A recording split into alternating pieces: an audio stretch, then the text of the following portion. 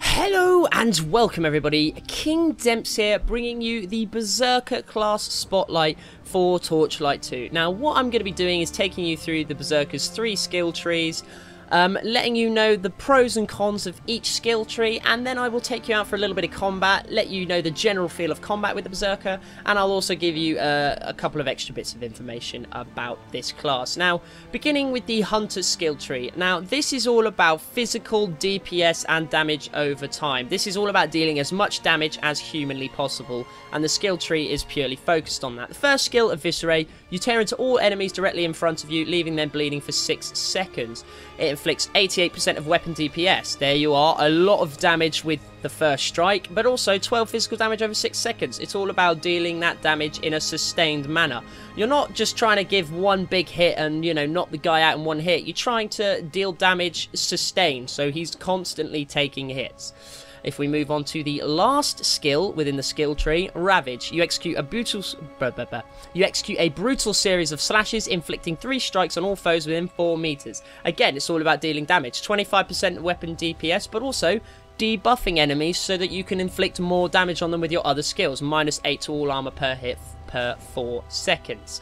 Now, the passive skills often allude to the weaknesses within the skill set of the skill tree, and this class is no different. Blood Hunger. Whenever you land a critical strike with a melee weapon, you draw life essence from the carnage, and that is the problem with this class. It's all about inflicting damage. You don't often prevent others from dealing damage to you. There's not a lot of interruption chances with most of these skills. There's a little bit of knockback, but that's not a lot. So the passive here helps make up for that lack of survivability with this skill tree, because it's constantly healing you when you're dealing critical strikes.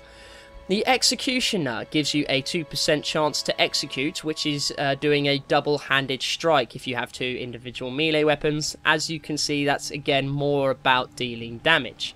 Rampage, 25% faster attack, 25% faster casting, 25% movement speed. That is all about getting around the battlefield and doing more damage quicker. Again, another allusion to the DPS physical nature of this class. Now, if we move on to the Tundra skills, this is more of a casting-based skill tree, and it's more dynamic. It's more about interruption, about freezing and things like that. So not only are you dealing damage, but you're also stopping others dealing damage to you. Frost Breath quite clearly alludes to that with the 15% weapon DPS as ice damage. Now, that is not a lot of damage in real terms, so as you can see, it's very different from the Hunter skill class, but you get a 20% chance to freeze and an 80% chance to immobilize the targets. That's about stopping the other targets moving and doing damage, so you can get up close and personal with your standard attacks. All damage taken is increased by 20% for 4 seconds, again helping you do a little bit more DPS with your standard attacks. And that is what this skill tree is more about. It's more about debuffing your enemies so that you can get in close with your standard attack and do more damage. Now, the final skill in the skill tree is Glacial Shatter. The earth is sundered and 5 geysers burst forth at the target location, blinding and damaging foes with superheated air and water. Now, this deals 33% chance of 70% blindness on targets. Again, look at that. It is a debuff, making it harder for the targets to do damage to you. Plus 3 to 4 ice damage, plus 7 knockback, plus 35% interrupt chance. This skill tree is all about debuffing rather than dealing direct damage. Now, that is what the passive skill here will allude to. Plus 2% to physical damage and plus 6% to ice damage. In your standard attacks, it's trying to make up for the fact that the skills don't do that much direct damage. Shatterstorm and Rage Retaliation again help.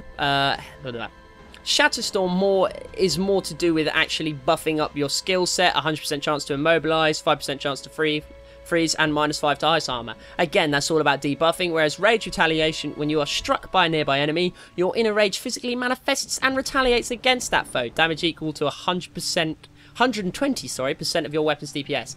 As you can see, that is all about making up for the lack of damage that your skills do directly to the enemies. Now, the Shadow skill set is actually quite interesting, as it tries to strike a balance between damage per second and dealing damage and survivability. What I mean by that is the amount of times that you die within the game. This seems to be more geared towards soloing the game. As Shadow Burst will quite clearly show you, it heals 5%. Sorry, let's tell you what the skill actually does first. You transform into a Spectral Wolf and lunge through your enemies. Heals 5% of your health for up to 2 targets struck. As you can see there, that's all about healing yourself, making it easier for you to survive in those sticky situations, but it also inflicts 30% of weapon DPS as electrical damage and 25% to break enemy shields. So there, those two parts of the skill are all about dealing damage to the opponents, whereas heals 5% of your health, that's about making sure you survive those encounters.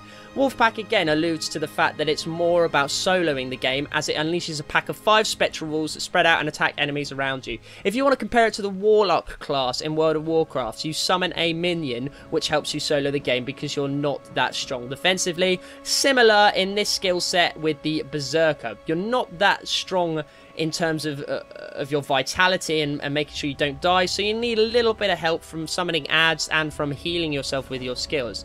And as you can see here, again, all about soloing. Frenzy Mastery increases your frenzy duration, which I will tell you about later, but basically you get more critical strikes in, and that's all about dealing lots of damage to those hard to beat bosses. Shred Armor.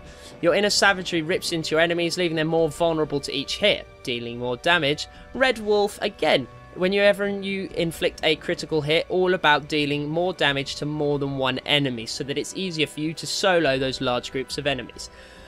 Now that we've had a little look at those 3 skill trees and what they all do and what they all specialise in, let's go get a general feel for the combat with the Beserker. Now, the Beserker is all about dealing lots of physical damage hard and fast. Your weapons that you tend to use will be, you'll tend to dual wield weapons that attack very quickly. If we have a little look here, very fast attack speed, and that is what this class is all about, dealing those attacks nice and quickly and getting lots of damage in over a given period of time. Now, the Beserker also has, and what every class has in some way or form, is this charge bar. Now, this Beserker charge bar is a frenzy, which means I get increased movement speed, increased chance to strike critically, and also increased damage with those critical strikes.